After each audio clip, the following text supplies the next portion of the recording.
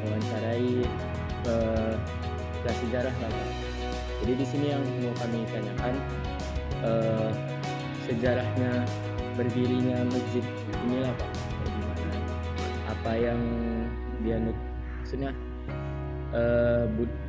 budaya apa yang dimainkan di sini tempatnya. Baik, Assalamualaikum warahmatullahi wabarakatuh. Waalaikumsalam warahmatullahi wabarakatuh. Tentunya sama-sama kita mengucapkan puji syukur kepada Allah Subhanahu wa taala.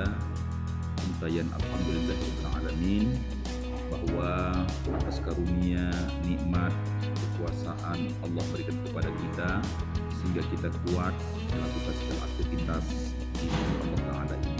Salawat dan salam sama juga kita ucapkan ke hari Allah, ke hari junjungan kita Nabi Muhammad SAW. Tentunya kami ucapkan selamat datang kepada mahasiswi, adinda mahasiswi yang berkunjung di Masjid Raya Al-Osmani ini untuk menggali tentang sejarah kebudayaan Islam yang ada kaitannya dengan berdiri Masjid Raya Al-Osmani. Sesuai dengan pertanyaan pertama tadi tentang sejarah Masjid Raya Al-Osmani ini, bahwa berdirinya masjid ini tepatnya pada tahun 1854 di masa Sultan Osman Perkasa Alam, sehingga nama masjid ini pun disebut dengan Masjid Raya Al-Osmani karena mengingat pendiri yang pertama, Sultan yang ketujuh, Sultan Osman Perkasa Alam. Nah, di masa beliau berdirilah masjid ini. Ukurannya pun 16 kali 16 meter, terbuat dari bahan kayu model panggung. Nah, bahan material pembangunan masjid pada saat itu sengaja diambil dari Kalimantan, melalui dibawa sampai kemari lewat transportasi air. Yang sampai kemari ia naik kapal, karena saat itu Sungai Deli kita sangat luas, bisa masuk beberapa kapal tongkang yang besar, sehingga sampai kemarilah material itu dibangun sedemikian rupa dengan ukuran 16 kali 16 meter. Mengapa berdiri di sini masjid? Karena disinilah populasi masyarakat Melayu berkembang besar. Awalnya di sini, ya, belum ada Masjid Raya Medan, belum Istana Maimun itu belum ada, ya. Disinilah awalnya dulu, ya. Hiruk pikuk perekonomian itu di sini, ya. Nah, berdirinya masjid pada saat itu berdiri pula istana. Istana pada saat itu berdiri pas di depan masjid kita ini yang sekarang berubah menjadi sekolah perguruan Yasmi. Nah, itu tampaknya tapak istana yang nama istananya Istana Kaca. Nah, 1854 berdirilah masjid pada saat itu. Tujuan Sultan adalah sebagai tempat silaturahim antara Sultan dengan rakyat. Itu biasanya di hari-hari besar Islam, hari raya, Idul Fitri, Adha, Jumatan, dan lain sebagainya. Kemudian tujuan yang berikutnya untuk mencari ilmu pengetahuan agama. Sengaja Sultan itu membawa ulama-ulama dari Mekah, dari Syria kemari, salah satunya Syekh Abu Bakar dari Yaman, menyampaikan kajian-kajian fikih ke masjid ini, masyarakat Melayu. Itu salah satu juga tentang masuknya ilmu-ilmu agama melalui ulama-ulama Yaman pada saat itu. Nah, kemudian yang berikutnya tujuan sebagai sarana ibadah, bahwa depannya istana ketika mau sholat Sultan itu kemari ibadah bersama-sama dengan masyarakat yang lainnya. Dan yang kemudian yang berikutnya tujuannya yakni komunikasi silaturahim antara Sultan dengan rakyatnya, ya. Nah, itulah tujuan pembangunan masjid. Pendekkan cerita, dengan wafatnya Sultan Osman Perkasa Alam, maka digantikanlah oleh Sultan Mahmud Perkasa Alam menjadi Sultan yang ke-8. Nah, di masa Sultan Mahmud lain lagi ceritanya. Dia merombak masjid yang awal dibangun oleh ayahnya. Perlu saya kasih tahukan lagi bahwa Sultan Mahmud ini anak kandung dari Sultan Osman. Nah, itu dia. maka di masa kesultanan beliau, ia lain lagi ceritanya, mau merombak bangunan yang ayahanda buatnya, ya lebih cantik lagi dan lebih modern lagi. Nah, begitu. Betul sekali. Nah, di masa Sultan Mahmud, ia panggil arsitektur dari Jerman untuk memikirkan dan menciptakan masjid yang walaupun berdirinya masjid itu pada tahun tak enak, tapi masjid itu tetap eksis sepanjang zaman. Nah, akhirnya tepatnya pada tahun 1870 di masa kejayaan Sultan Mahmud, ia rombaklah masjid ini. Yang tadinya buat bahan kayu, dia pugar, dia renovasi secara besar-besaran, dia robah ukurannya 26 kali 26 meter, dia bentuk bangunan fisik masjid menjadi permanen. Nah, di saat beliau itulah ada sedikit keunikan keistimewaan masjid kita ini. Banyak sisi arsitektur dalam pembangunan masjid ini. Ada gaya Eropa, gaya Timur Tengah, gaya Cina, gaya Hindia, dan terakhir Melayu Delhi. Tentu kita bertanya, mana gaya Eropanya? Kalau perhatikan itu ada bangunan timbul tuh. Bangunan timbul. Dia bangun itu ada timbulnya, timbul gitu kan. Kalau zaman sekarang ini model minimalis lah. Bangunan timbul minimalis. Dan kemudian itu Eropa. Kemudian Timur Tengah.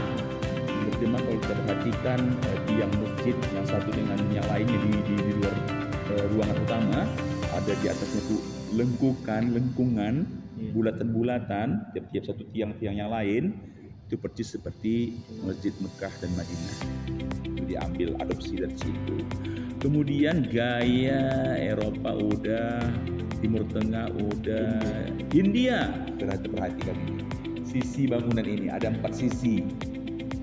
Satunya yang saya katakan mulai kanan kiri melengkung dan kemudian di atasnya menguncup. Nah, ini dia. Itu persis seperti bangunan di India, Taj Mahal. Coba kita perhatikan Taj Mahal itu, nah itu betulnya. Itu. Dan kemudian Cina, perhatikan aja pintu masjid. Persis motif-motif Cina. Itu dia. Dan yang terakhir Melayu Delhi, diambil dari warna kuning dan hijau. Nah, itulah keistimewaan dan ciri khas bangunan di masa Sultan Mahmud, tepatnya 1870 Masehi. Nah, perubahan masjid ini tidak begitu mencolok karena ini merupakan masjid yang dijaga oleh kelestariannya, cagar budaya, hanya saja dirawat dan dijaga baik-baik mulai dari masa Presiden Soeharto, kemudian Mara Halim gubernur, kemudian sampailah di masa saat ini mulai dari Bakhtiar Ja'far wali kota, dilanjutkan oleh Bapak Abdillah HKMBA, Rahutman, kemudian Bapak Tengku Sulmi Eldin, dan lanjutlah sampai sekarang ini tetap menjadi perhatian pemerintah Kota Medan. Mengapa? Sebab masjid ini merupakan cagar budaya yang perlu dilestarikan. Dan insya Allah sampai sekarang masjid ini tetap dijaga dan dirawat. Seperti itulah jalan ceritanya. Jadi kalau boleh tahu silsilah kesultanannya, Kalau silsilah kesultanannya sekarang ini agak begitu panjang ya, namun ya saya sampaikan kira-kira yang tahu mulai dari Gocah Pahlawan itu tahun 16-an tuh, 1600-an, kemudian anaknya Pasutan, kemudian yang berikutnya Pasutan Parunggit, yang berikutnya di bawahnya Sultan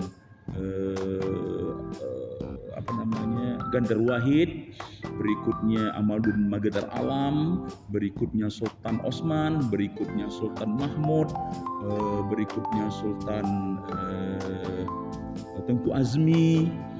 Itulah yang sudah Tengku Azmi itu sudah pindah ke Medan yang mendirikan Istana Maimun. Maimun. Nah, itu dia.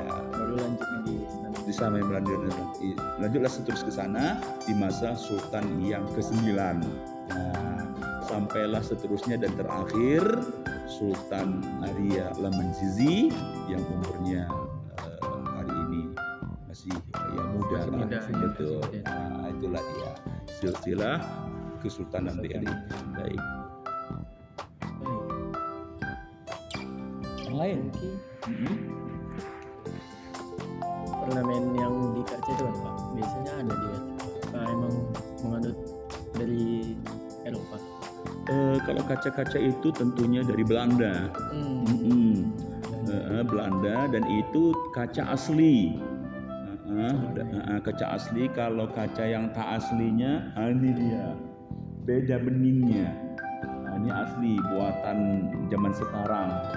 Ini kalau dia gelap-gelap merahnya tuh lebih kental dia kan.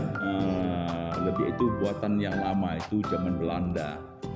Nah, seperti itu, dan tetap kita jaga, dan sayangnya sebelah sana pecah, bersetai kata orang kami di sini, sehingga cukup kaca putih saja, tak dapat lagi macam gitu dibuat.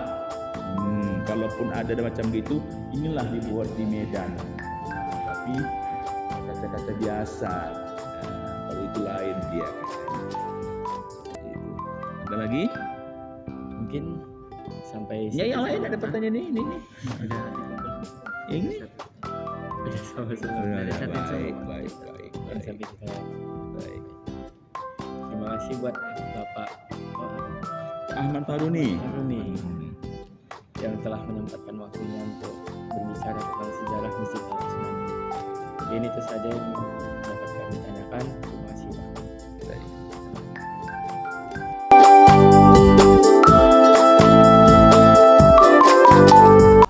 I'm an icon, man. I'm a girl about a 10. I should fuck her in a Benz.